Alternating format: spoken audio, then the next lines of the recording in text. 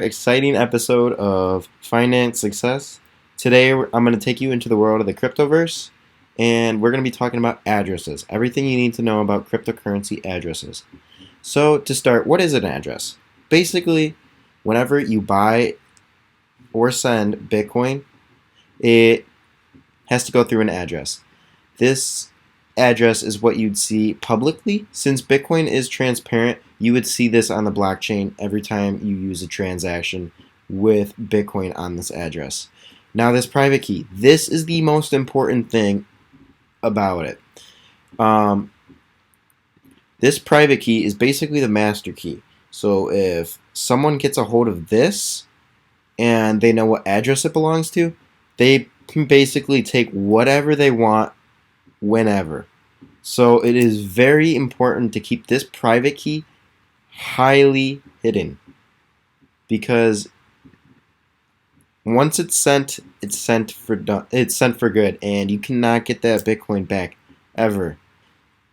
So it's really important to safeguard your private key.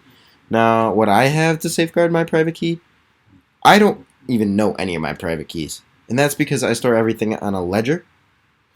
A ledger is basically a cold storage device, which means I'll do a video on cold storage, but it just basically means it's offline. It's a lot harder to be hacked. But basically, this stores all of my private keys and all of my addresses, so I don't have to do anything with it. It's a really nifty device, and I highly recommend you get a Ledger Live. Or, no, just a Ledger. This is a Ledger Nano S for anyone that's interested.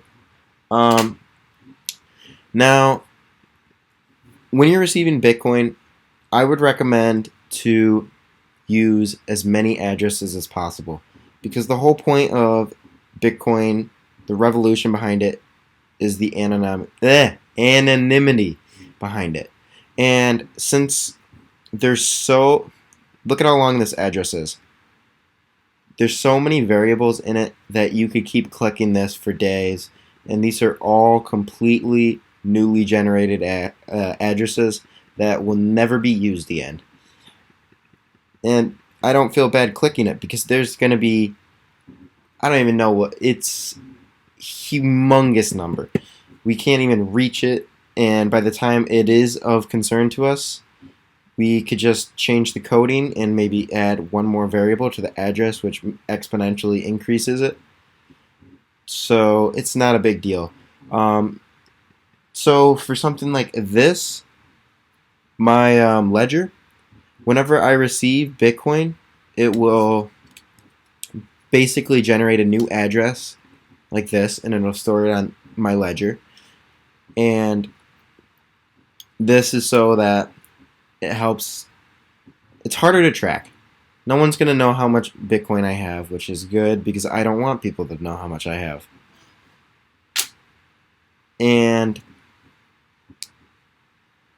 But also the great thing about it is, if I wanted to reuse an old address, it's still got it.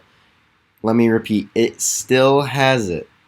And for this reason, a safe thing you could do with your addresses, for when you're taking it off like an exchange like Coinbase, is you could do a whitelisting.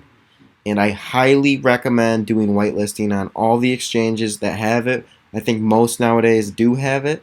And basically what a whitelisting does is, once you put it on here, once you put your public address, remember, public address right here, this thing, it'll put your public address that you're receiving the Bitcoin to on here. And if I wanted to withdraw any amount of cryptocurrency, it could only go to these addresses. No other can be done unless I add it to the address book. And the great thing about whitelisting is it'll take 48 hours for it to be added. So say if a hacker wanted to get all my money off the exchanges, because we have seen in history where money was taken off the exchanges in some billions by Mt. Gox in, I think, 2014. So in other years. So you just have to be really careful. Protect it. Verify and protect that it's your Bitcoin. And so they're not going to be able to do it. If they did it, it would take 48 hours for them to add it. And by then, you know what's going to happen? I'm going to receive an email from Coinbase. Here, let me see if I can find it.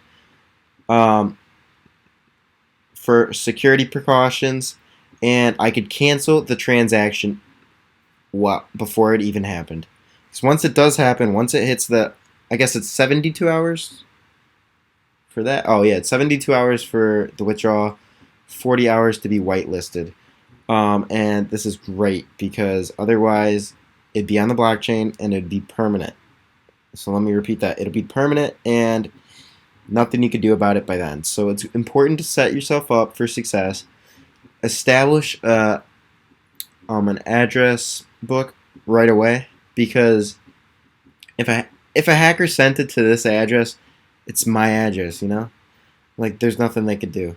So it's important to safeguard your assets, and that's one way you can. Now, another thing I want to talk about is unspent Bitcoin and spent Bitcoin.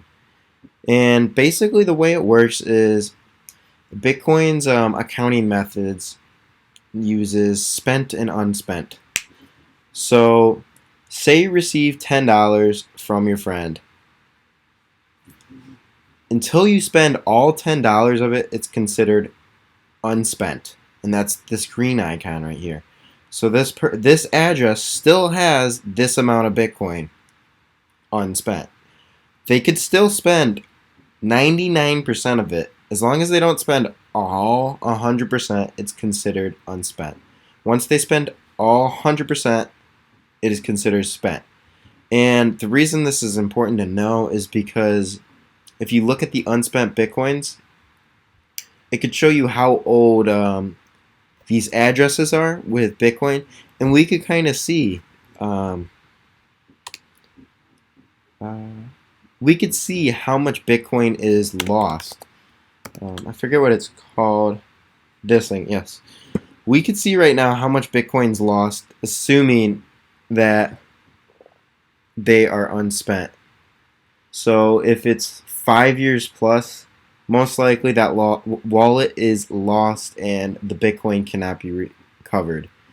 They still could have access to it, but we're just assuming that they don't, because if it's not moving in 5 years, what's the likelihood it's going to move ever? And a lot of these addresses in the beginning were lost. When Bitcoin was very cheap, like a cent, $1, people had tons of Bitcoin.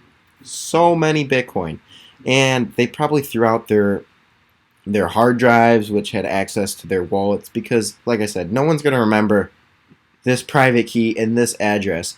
So it's going to be really hard to recover it unless you had it on a device. And once you throw out that device, it's gone forever. If I destroyed my hardware device, it would theoretically be gone forever. Another reason why I like Ledger is if this breaks, I could always get a new one and have my crypto backed up, because it's not on this, it's on the blockchain, and this is just a means of access to the blockchain. So that is another reason why you should get it. So they're estimating like 20% of all Bitcoin mined at the moment, which is roughly 18 million Bitcoin, have like 5 years unspent.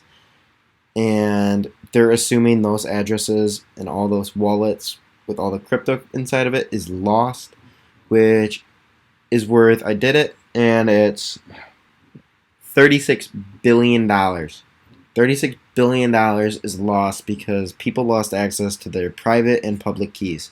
That's why it's important, so important, to keep these two addresses safe. Now, basically, that's all I wanted to cover for you guys today. I hope you guys found something useful around it, and have a good one.